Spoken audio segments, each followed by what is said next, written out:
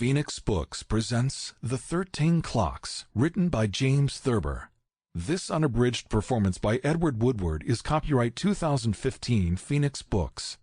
It has been digitally remastered from the original 1994 Dove audio sound recording.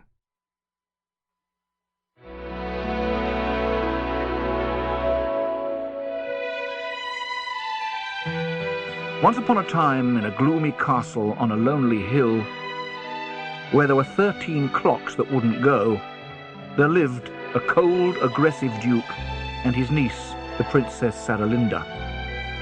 She was warm in every wind and weather, but he was always cold.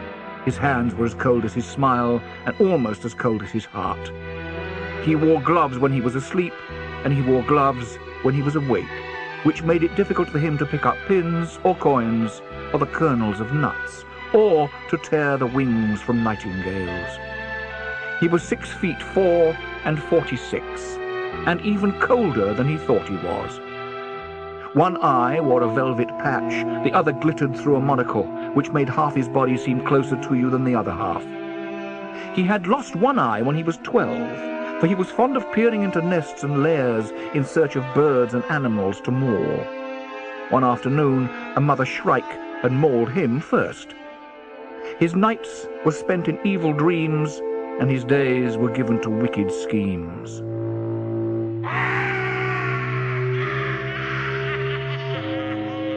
Wickedly scheming, he would limp and cackle through the cold corridors of the castle, planning new, impossible feats for the suitors of Saralinda to perform.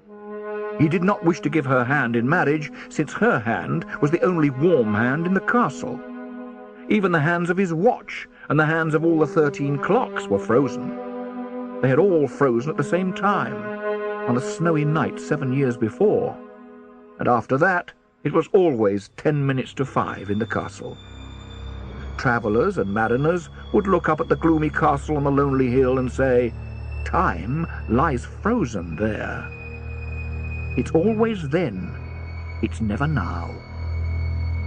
The cold duke was afraid of now, for now has warmth and urgency, and then is dead and buried.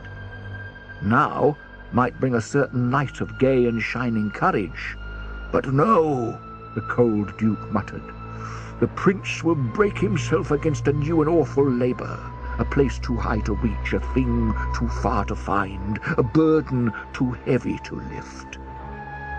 The duke was afraid of now, but he tampered with the clocks to see if they would go, out of a strange perversion. Sample complete. Ready to continue?